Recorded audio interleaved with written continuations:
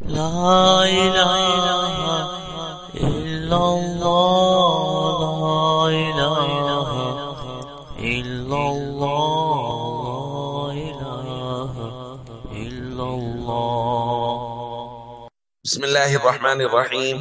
عن أنس رضي الله تعالى عنه قال قال رسول الله صلى الله تعالى عليه وسلم لا يؤمن أحدكم حتى يحب لأخيه ما يحب لنفسه. رواہ البخاری۔ نبی کریم صلی اللہ علیہ وسلم نے ارشاد فرمایا، تم میں سے کوئی شخص اس وقت تک کامل مومن نہیں ہو سکتا جب تک وہ اپنے بھائی کے لیے وہی چیز پسند نہ کرے جو وہ اپنے لیے پسند کرتا ہے۔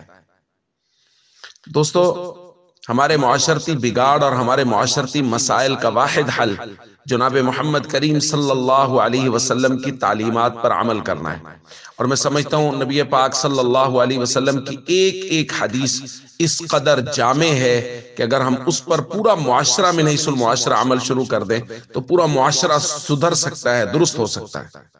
آج ہی کی حدیث کو لے لیجئے، حضور فرما رہے ہیں جو چیز اپنے لیے پسند کرتے ہیں وہی چیز اپنے مسلمان بھائی کے لیے پسند کریں۔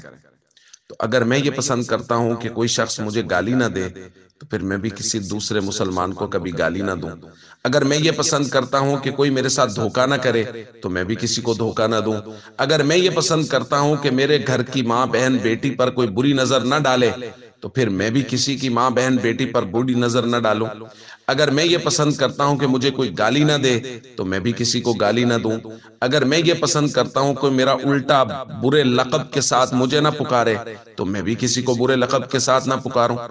مسئلہ یہ ہے کہ ہم میں سے ہر شخص یہ چاہتا ہے کہ میرے ساتھ تو اچھائی کی جائے، مجھے دھوکہ نہ دیا جائے، میں جتنے مرضی دھوکے کر لوں، میرے گھر کی خواتین کی طرف کوئی میلی آنکھ سے نہ دیکھے، کوئی غلط آنکھ سے نہ دیکھے، اور میں چاہے سارے معاشرے کی خواتین کو تاڑتا رہوں، مجھے پوچھنے والا کوئی نہ ہو، میں لوگوں کو گالیاں دیتا رہوں، میں لوگوں کو الٹے نام سے پکارتا، میں جو مرضی کرتا رہوں، لوگ میرے ساتھ اچھے معاملے اچھے رویے سے پیش آئیں۔